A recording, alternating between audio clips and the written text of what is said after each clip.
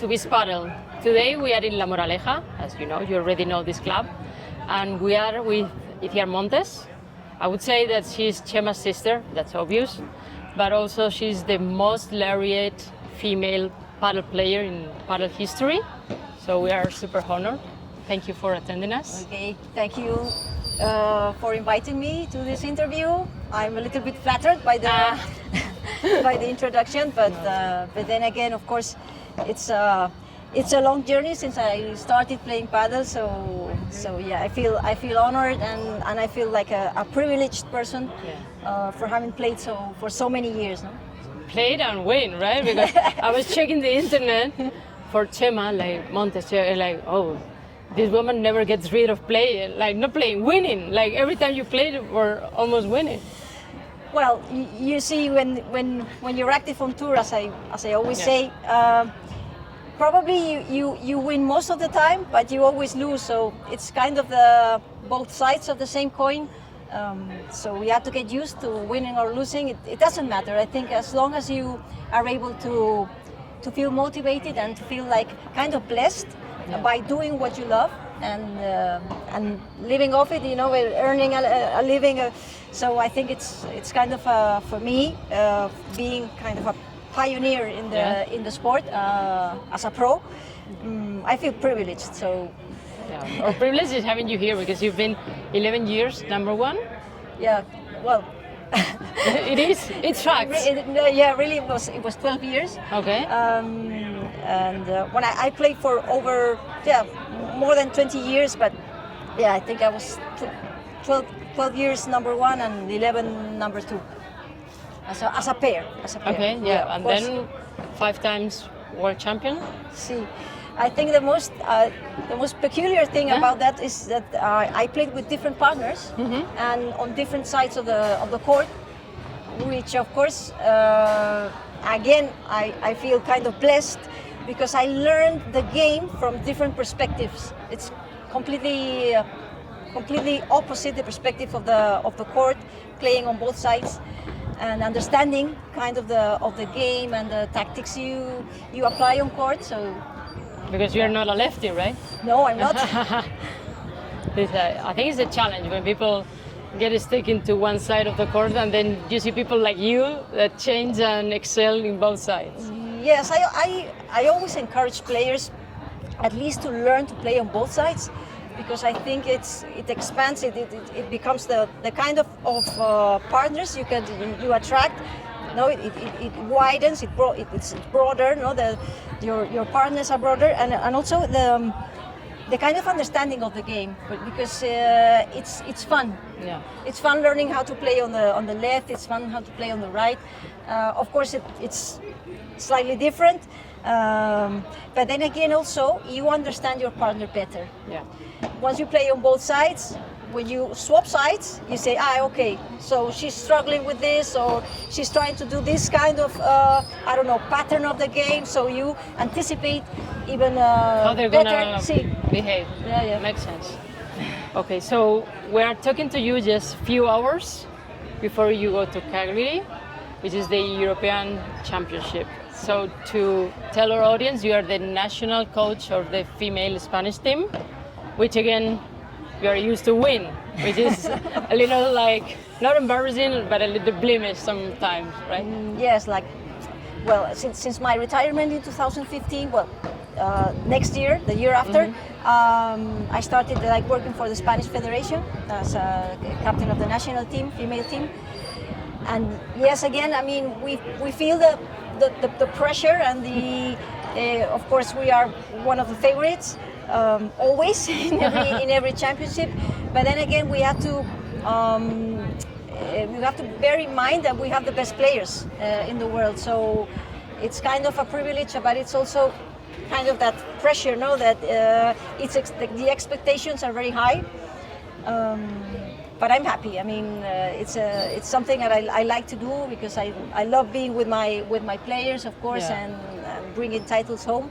But the most important thing for me is being able to observe the growth of the growing of the sport, the evolution.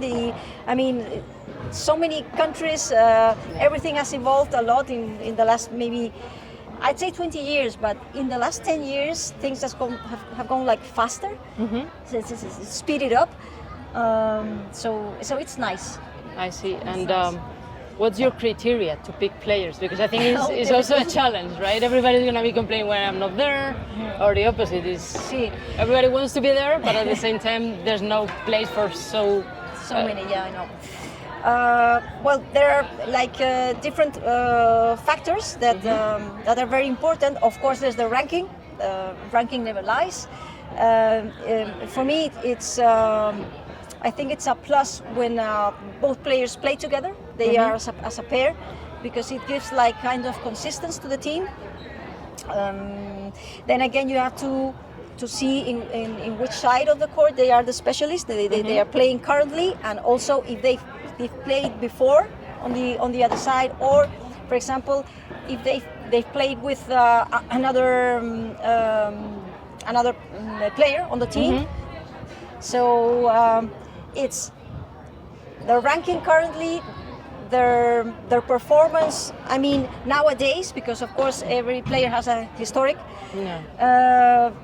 But it's nowadays. No, it's in the present moment, and of course this kind of little let's say risk, where I have to be brave and I say, okay, maybe I have to select right now, and in 2 months later they're going to play, for example, the World Championships.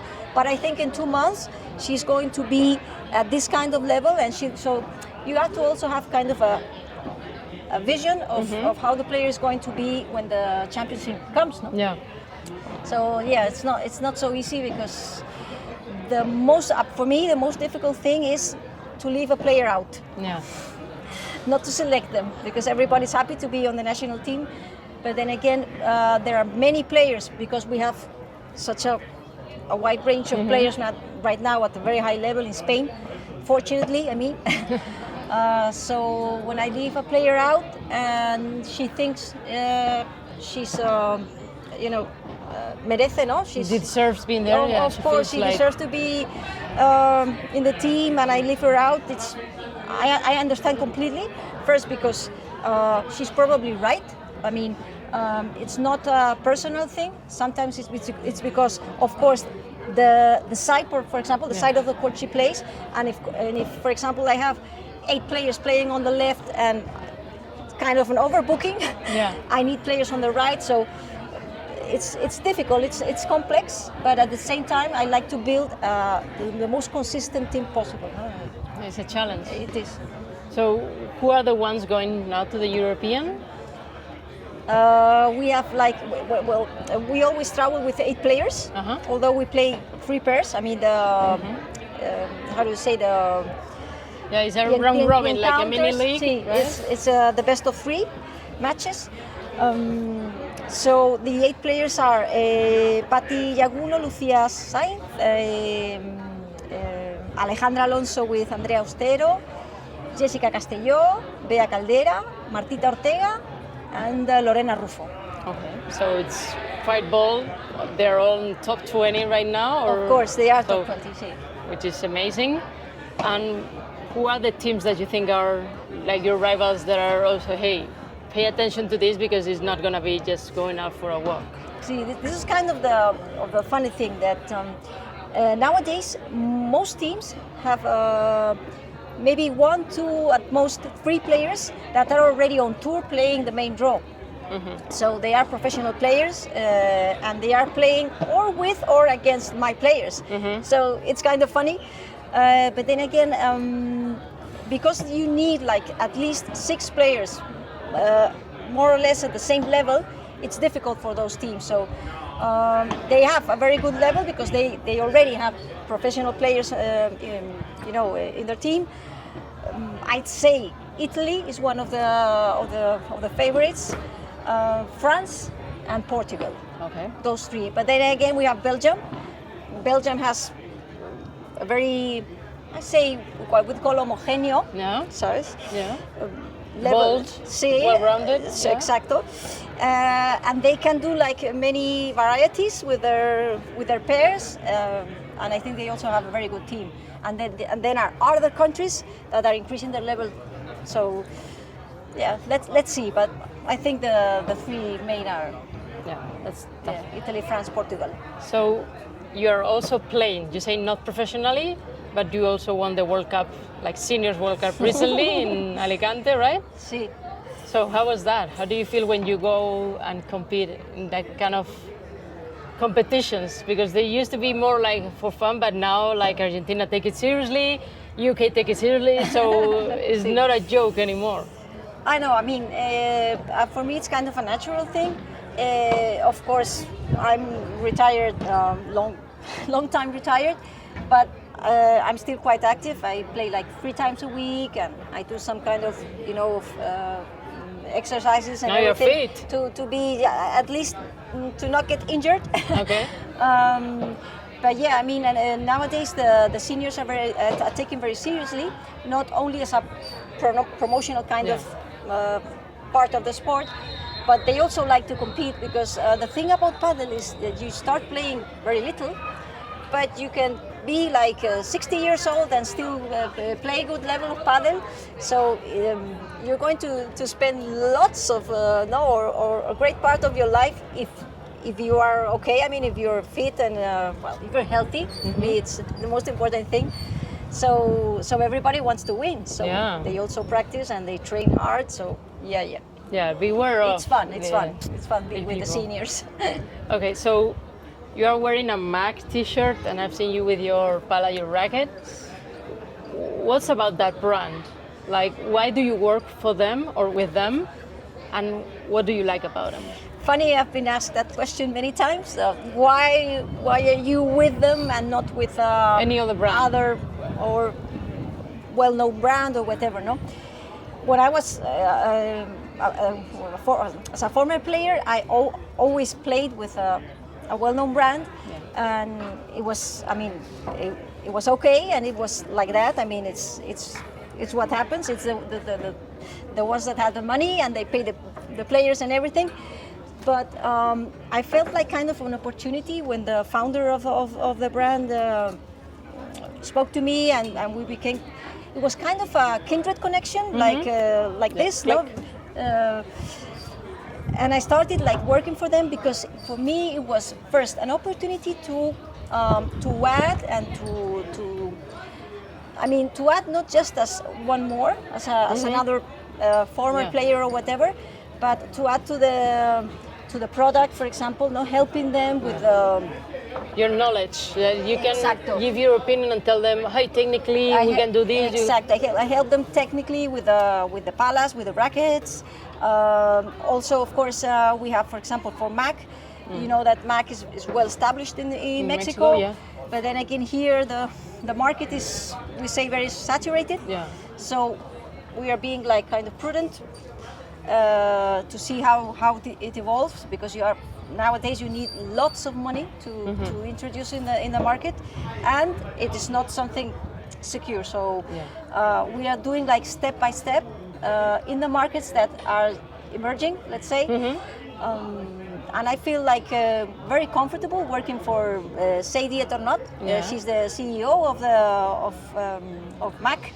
And I'm very comfortable also with the rackets, because I believe in the product. Yeah, So that makes it different. It becomes easier because, of course, the technical quality and everything, I don't know how to express it better, but I'm kind of testing all of the rackets, so I know if the product is okay.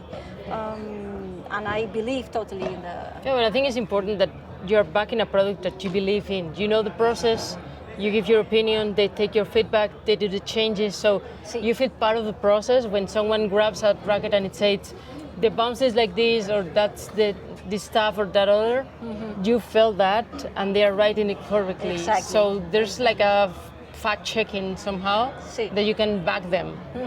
Exactly. So it becomes kind of a trust relationship between, let's say, the part of the business and the part of the sport.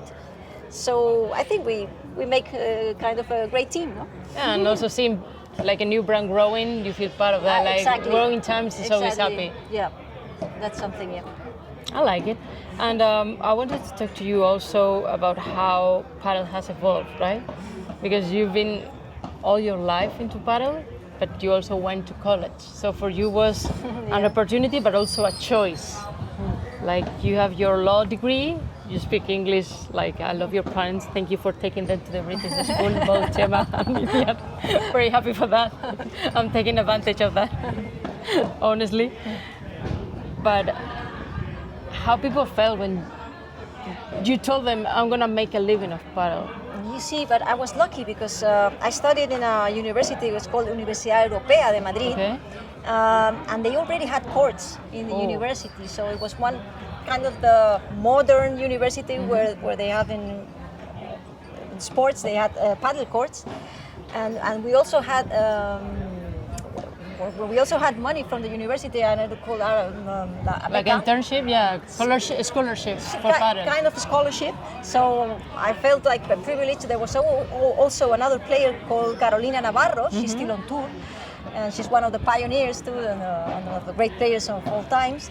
And she also studied there, but she started what we call INEF, o sea, Education physical, like physical education. Exactly, physical education. But I studied law, so and we Two played different together on the time when we were in college, and it was funny because she was always, with her in a tracksuit and everything, and I was not. Of course, I was. Law. I was.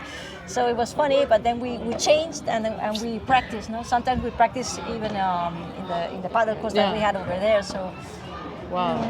yeah, I mean, I don't know why I studied law. Maybe I don't know. At that time, I was 18 years useful. old. So yes, but of course, because I started like earning a living very soon with paddle, I had to combine both things, which was tough. Yeah. Because you have to be like kind of organized with your time schedule and everything. But then again, I wouldn't change a thing. I think for me it was very nice because I also met people that, when you study, when you go to college, it grounds you. Yeah. It gives you like reality. Yeah. Because when you are a paddle player, you live kind of in a bubble. Yeah. Sometimes when I talk to the players, I see, okay, but there's the real life, and this is the. So I think it gives you both sides of the. I mean, it's not both sides, but you're not only a paddle player. You're a person that's playing paddle right now. But then again, life is wider than that bubble. It's much bigger, and you have to. Well, yeah, to bear in mind that what you do, it has a beginning, but it has an end, and life goes on. So. You gotta be prepared. So you were prepared by default. Yeah, before. at least have more options in life. No? We're seeing Chema, your brother. Sí, sí. So how is the relationship of being two professional paddle players and being also brothers? Well, you know that I think that many people know that Chema, of course, he's a former pro, but he coached me for most of my career. Me and my partner, of course. So he had a lot of patience with me because I wasn't easy to coach. He's just more with me. Because I became quite tense when I was, how do you say when You're competing. When on the bench. When I was sitting on the bench, I got quite when you play, the emotional intensity is very high.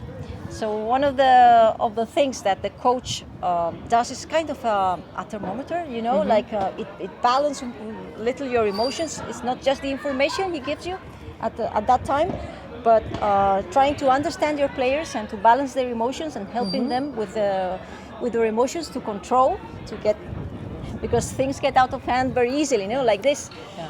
So I think it's one of the most important things as being a coach. And I am very thankful because my brother, he was with me during, most of my career, and many of my decisions, let's say, sometimes he was okay with them, sometimes he was not so okay with them, but he was always there, loyal, and I think that I mean, my achievements and my my everything, my career. Also, it's part of Chema's work. Let's say with me. But it's important what you're saying, because first he's been a player too. So what he tells you, he's been there and done that. It's not someone that tells because he has read a book or something. No. He has been feeling what you're feeling in the court. See. And also his advice is not biased, because sometimes players, the coach is one but is paid by one because the other. So here, is loyal. Because by default it's loyal, it's your brother. I understand. It's complicated. But then again, it was something that we didn't impose. Impose to my partner. I had like 7 partners during my whole career, and I think like maybe 5 of them trained with us. With Chema, and I think they were very happy to be on Chema's team. It is something that you have to concentrate with your partner. It's something but he was not on my side. He was on the team side. I think we always understood that this is a game that you play in pairs. So once you play with a partner, for you it's sacred during that time. During that time and even after, because the things that you live, that you experience during that time when you play is there are lots of experiences, very very intense and very emotional, and I understand the game as a game of a team game, so, which is a challenge right now, right, with so many changes. And I think it's more of a challenge when you're younger. Then you kind of understand that there are 2 of you and you are different people, but then again you have to have like the same, you have to focus like on the same objective.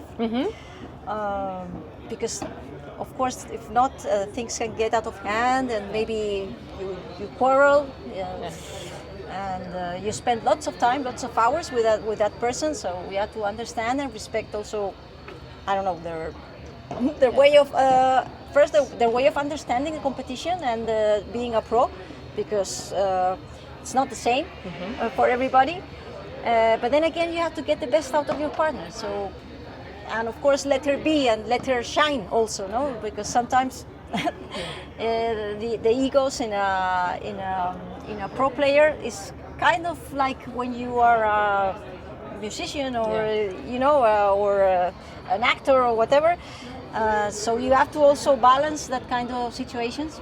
No, that's a challenge, and it's an extra challenge that Padel has, because it's mostly unique, like always playing in pairs. So it's something that makes it more interesting too, that psychological part. And at the same time, your career is individual. So it's kind of a paradox, but of course this is a team's game. Cool. So before we leave, I want to ask you, how is a day in your life? I was going to say it depends, as in Padel. No, well, it depends. Sometimes, let's say, like my schedule becomes like very, quite occupied, or it becomes more intense. For example, the previous weeks to a European or a World Championship. And then I also, because I work for 2 federations, I work for the Spanish Federation, I work for the Madrid Federation, and I'm also in partnership with the LTA Federation, which is the federation of the UK, and we're doing kind of a development of the coaching courses. So I'm having quite fun, and I feel quite content and lucky because of the opportunity they've given me. So I'm always lucky working. To make you accept too, yeah, right? I think we made a good team, and I think we are creating good, let's say, products. Yeah. Let's see in the end. But I'm quite happy with the work I'm doing. I think it's very important what you're saying about the coaches, because at this point where Padel is growing exponentially worldwide, one thing that keeps me up at night when I think about Padel is who's gonna teach those that have to teach in order to make it properly and teach well. Because let's say, especially in the US, people are open to try new things, but they can get rid of paddle and get into any other thing because there are so many options and things to do that if they feel that they don't evolve, they're not learning, they're not having fun anymore, they may leave. Mm-hmm.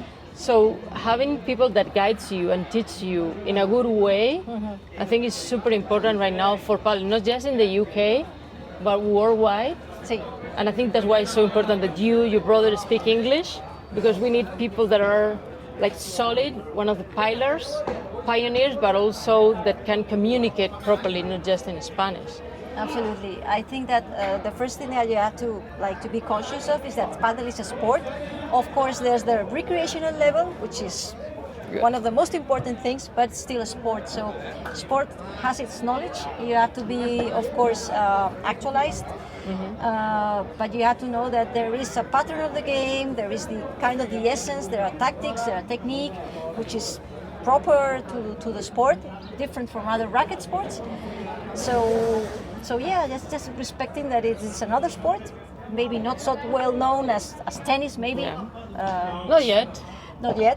Djokovic is worried. Djokovic is worried. So yeah, I mean, it's the same as any other sport. So let's see what the future brings. Let's see. So to start, what are gonna Calgary bring us? Oh yeah, well hopefully we can bring the title back home. I mean, we're going like quite motivated. Firstly, because I've never been to Cagliari, so never been to Cerdeña, and everybody told me that it's a very nice place. Okay. And also because every year that I play the Europeans I captain the Europeans or the World Championship, the level has increased so much that it's also nice, but it's also a challenge for us. Yeah. So let's see. To relax, to be competitive, and keep doing it. So hope to see you before the World Cup again and see how it goes, and hopefully we win too. I feel like a little biased because I'm half USA, half Spain, but Spain is my country where I'm from. Okay. Thank you. Thank you, Rosa, for inviting me. Of course. Bye-bye.